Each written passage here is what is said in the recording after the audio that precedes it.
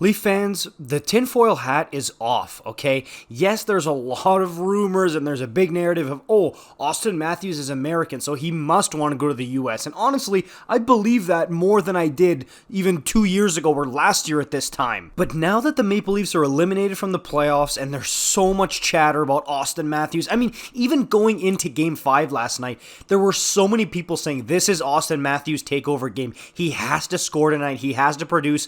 This is his statement game. And he didn't. He didn't light the lamp. And look, Auston Matthews is one of my favorite players in the whole league. I'm not trying to crush him here, but I'm saying that the fishbowl that he operates in when he plays for the Toronto Maple Leafs, it's gotta be stressful for the kid. And I get it. He's built to handle it. That's why he plays in Toronto. That's why he scored 4 goals in his NHL debut. That's why he scored 60 last year. He's built for a market like Toronto. I get it. But at the same time, a reality's going to set in here, okay? Because Auston Matthews is a free agent next year. It's not like, oh, it's 2, 3, 4 years away. Next year, he is a free agent. And his no-trade clause kicks in this July 1st, which is, by the way, is the same day that he can negotiate a new contract with the Leafs. But also, the man he would be negotiating with, Kyle Dubas, his contract expires a couple of days before Auston Matthews can communicate about a new contract with the Leafs. And we know how tight those two guys are, and hey, I'm not saying they're going to have a huge effect on each other, but I am saying that they do communicate a lot, and if Leaf fans do want Auston Matthews to sign a long-term contract, and trust me, if you do, you want him to do it as soon as possible, because the closer and closer he gets to free agency 2024, the worse it is for the Leafs. You want this Kyle Dubas or whoever the GM is going to be, you want it wrapped up as quick as possible so they can start negotiating, because it's on the clock now. And look, I'm not trying to fearmonger Maple Leaf fans or feed a narrative of, oh, he's American so he wants to go back to the US. I'm not saying that that's a guarantee. Yes, I know he's come out multiple times and he said that he loves playing for Toronto. He loves being a Maple Leaf. He's built for it. Lots of insiders have repeated that information.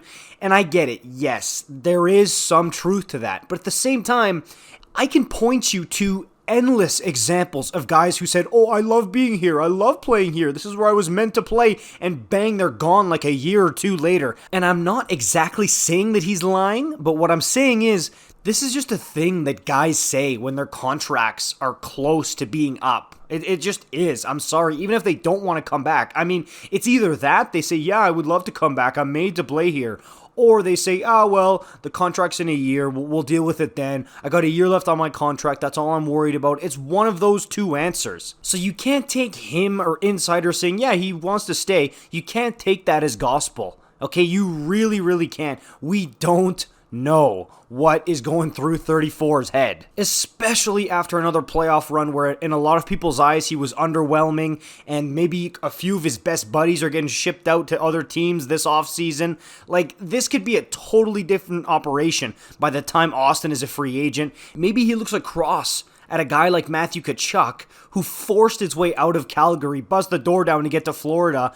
I mean, the amazing run they're having, the place he gets to live, how happy he looks, and he can go to the grocery store without getting recognized every 30 seconds. And again, I love the passion of Leaf fans. That's part of what drew me to it for this playoff run. It's awesome. But I'm just saying that these are things that have to be considered before people come out and say, oh no, he loves Toronto, he's going to come back. Stop peddling this narrative. No. You have to analyze this and look at it, because it's a very real possibility. And it starts right now, this stuff. So you're going to see it everywhere, and trust me, it's only going to get worse as we get closer and closer to that deadline. And every day that Auston doesn't sign, you're going to hear more and more rumors about, oh, he wants to go home to Arizona, he wants to go to LA, he wants to go to San Jose. Like, it's going to be so many, man. And to be fair, that's valid. I mean, is it really out of the realm of possibility for Auston to be like, you know what, why wouldn't I go to Arizona where I could possibly be the highest paid player in the league and I could relax a bit, I could be at home?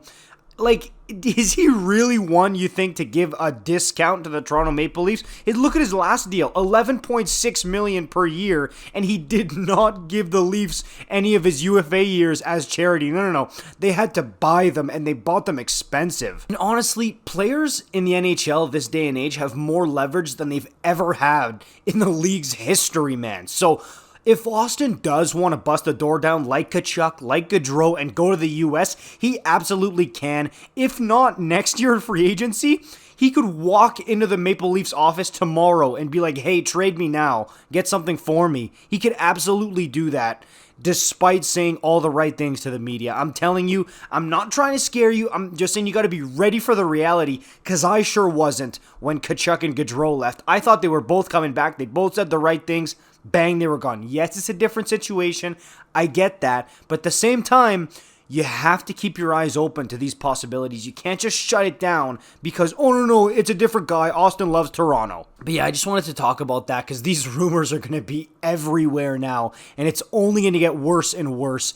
Get ready for it, Toronto fans. Let me know what you think in the comments down below. What's Auston going to do next year? I'll see you in the next one. Peace out.